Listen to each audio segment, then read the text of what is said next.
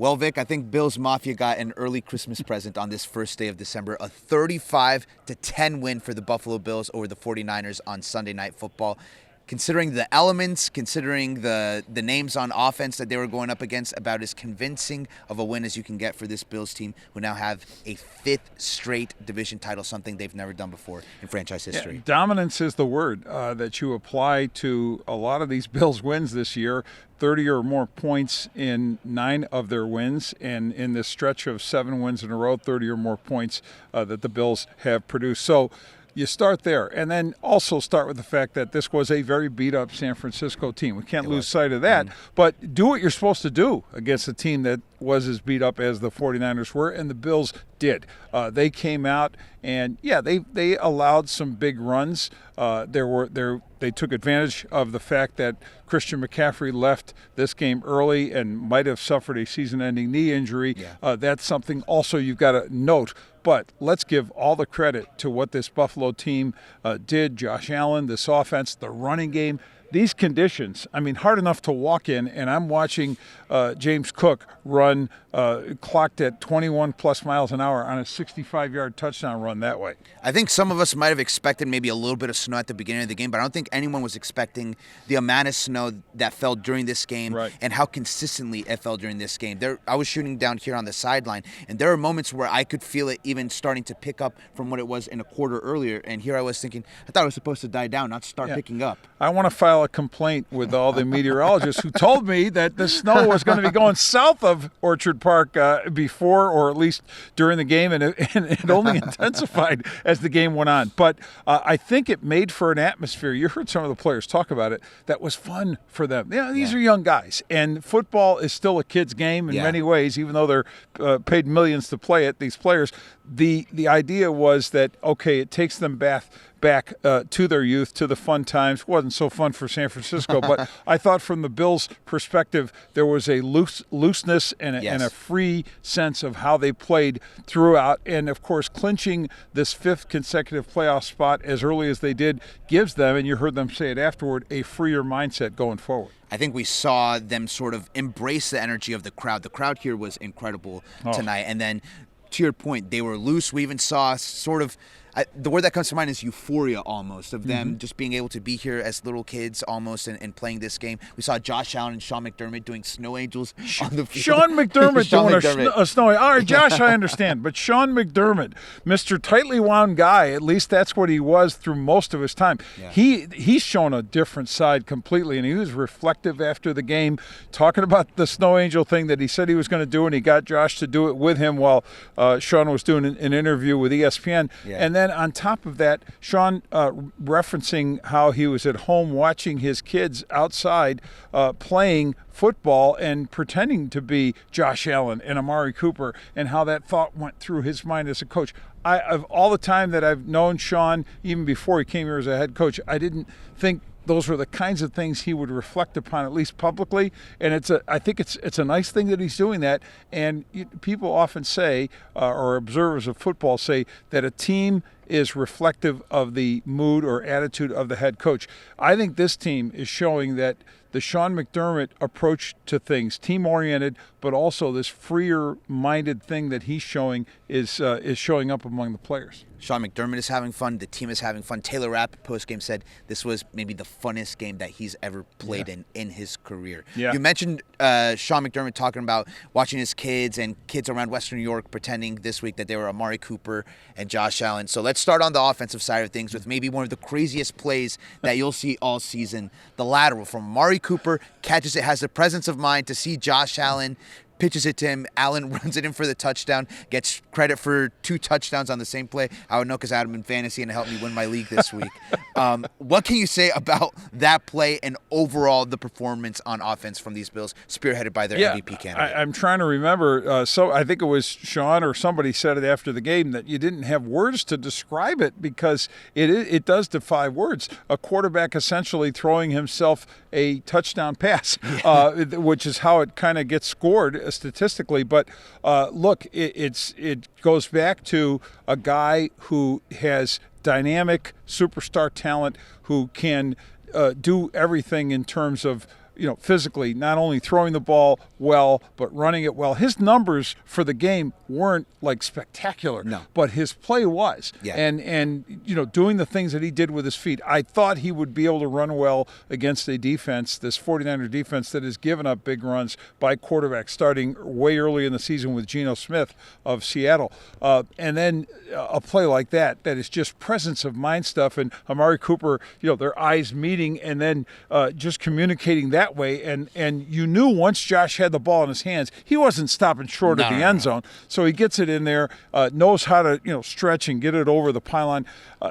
It's fun stuff, but it's also dynamic stuff. It's the kind of thing that I think is sustainable because what do we know about this, Jonathan? It's done over and over again, and every opponent's got to look at that and look at Josh Allen and have something else to worry about.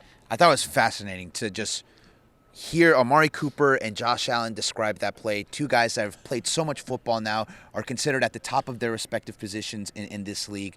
Just sort of, they had fun in their eyes, a sort of glee in their eyes describing the play. And they said it was eye contact. And that's when it all came together. And Amari Cooper said, Josh, I thought he wanted the ball because he was right there, so I just gave him the ball. Amari Cooper, very matter-of-factly, but sort of kind of described that play. And it's sort of funny to hear that come from Amari Cooper, who's a more reserved guy, the way he described it. And it's like, it's like what you do as kids. I mean, you were more recently a kid than me, but you can remember that kind of thought process, and here it is playing out in an NFL game. And conditions like this bring out the kid. I think in every player and every coach, every fan, anybody who loves football, you're not saying you necessarily want these kinds of conditions all the time, and I think Josh Allen and others said that after the game, but it's when it happens, and it's going to happen here in Western New York, you enjoy it to the fullest.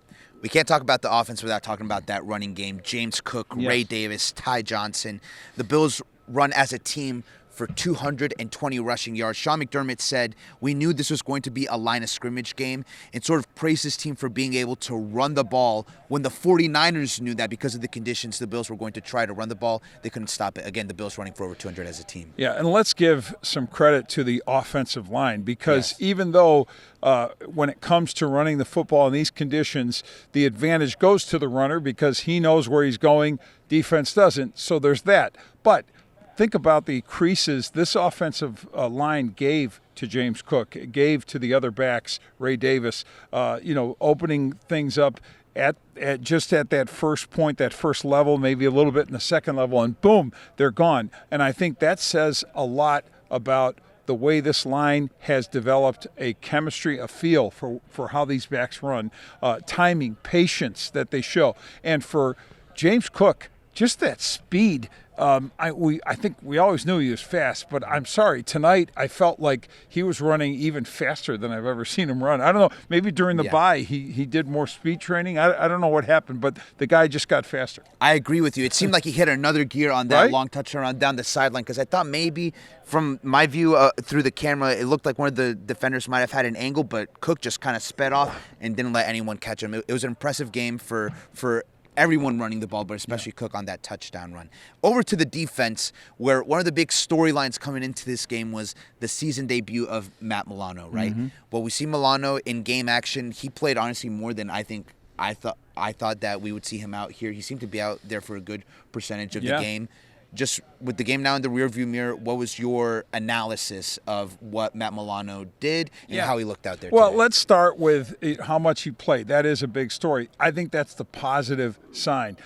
In terms of high-level impact, I think he certainly contributed. I don't know that he was spectacular.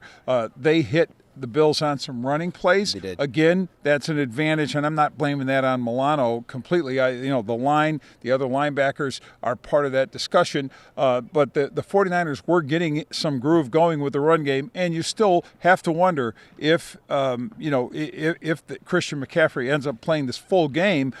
He was starting to dictate some of what was going on from chunk plays for that 49er offense. Now, that said, Milano also is a guy that I think directs things, his instincts, his intelligence. I think brings a sense of confidence. And you could hear other players talk about this, how important it was just to have his presence out there. So we'll see where it goes from here. It can only get better and improve, but the fact that he got through this game, it looks like, in really good shape physically, is a great sign. I thought it was interesting to hear Sean McDermott talk about how he normally doesn't pay attention to the fan reactions for the individual player announcements, but he did today for Matt Milano, because it just happened that today it was the defense being announced as the individuals coming out. Obviously, Matt Milano, part of that. And the roar that he heard from the crowd, he said he thought that the crowd in that moment was sort of representing the appreciation that they had for the work that it took Milano to come back, because this wasn't just his season debut. It was his first game in over 13 months,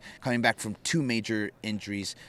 A big step in the right direction for Matt Milano. No, huge. And it's a fan's appreciation of the hard work and everything he's done, the tough luck that he had with that injury to happen in training camp, to take him out for most of this season, and of course missing a good chunk of last season as well, suffering that injury in the London game. And it takes us back to Sean McDermott, how he also referenced how the fans and their support of this team stands out above what he has seen elsewhere in the NFL. And that's not to say there aren't strong fan bases of 31 other teams in this league, but it's fair to say what the support that the Bills get, and Milano in that moment, because I think that was the example he was using, and he said other players of other teams reference how cool it is to be part of this situation in Western New York. It is a little bit more than just fans rooting for a team to win. Next topic, and I want to sort of kind of group 2 things together because I think they go together. Greg Rousseau and the level that he's playing at week after week, and this team's ability to consistently create turnovers, take the ball away. I think it all fits maybe under the category of wreaking havoc, because I think that's a good way right now to describe this Bills defense. They wreak havoc, and even if the other team on offense is able to reel off a couple of chunk plays, the Bills defense in a matter of one play can put that drive to an end with a turnover or a sack. Credit the 49ers for at least not folding the tents as early as I thought they would. Adam Benini and I in the press box were looking at each other and said, okay, pretty soon they're going to want that, charter flight fired up and pointing west as soon as possible. They're playing in the snow, they're getting beaten down, but they kept alive. At least they were trying to do, with a return and different things.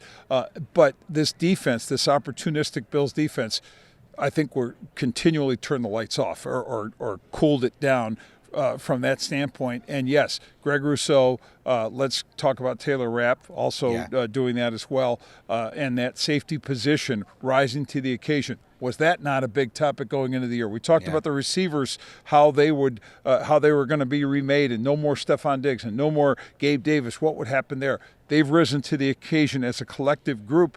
And the back end of that defense, no Micah Hyde, no Jordan Poyer, but look at Taylor Rapp, look at DeMar Hamlin, and here we are talking about this division championship. They've all been a big part of that. Yeah. I mean, Hamlin had an interception that was called back because of illegal contact, but there would have been yet another turnover for this Bills defense. Let's end on something sort of big picture. The Bills improved to 10-2, now AFC East champions.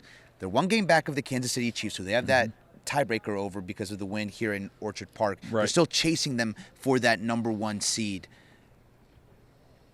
There's a chase on our hands. This is going to be a race to the finish line over these last few weeks of the season for that number 1 seed, which could be huge because Buffalo has won in Kansas City in the regular season. They've lost to Kansas City both there and here in the playoffs. But I think you ask any team, especially the Bills, where they want to play come the postseason, they want to play at home. Yeah, 2 things. They want to play here, and I think they'd like to play only 2 games here to get to the Super Bowl. That's what the number 1 seed means.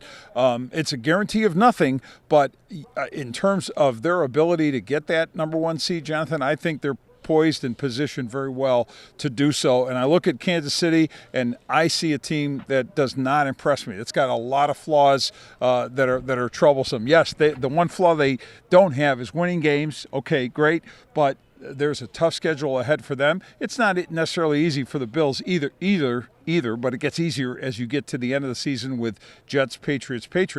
But in terms of looking at how this chase for the number 1 seed is going to go, we're going to learn a lot. They go out to the West Coast. The Rams will not be a pushover team. We're going to see what we call a Super Bowl preview the following week in Detroit. A lot of people will be building it as such, and that's going to give us a measure of how this Bills team stands through the rest of the league. Like you mentioned, the next 2 weeks up against NFC teams in 2 weeks, that big game in Detroit. I think everyone is looking forward to that one. Could we get a Lions-Bills Super Bowl, maybe a Great Lakes Super Bowl? I think it'd be a matchup that a lot of people would be interested in. But before we get to that, like you mentioned, a trip out to the West Coast to play the Rams. The Bills are 3-0 against the NFC West. They'll look to make it 4-0 next Sunday when they take on the Rams. I'm not a meteorologist, but I feel pretty comfortable saying it's not going to snow inside of SoFi Stadium. All right, maybe. You can give me that one. For Vic Carucci, I'm Jonathan Acosta for Channel 2 Sports.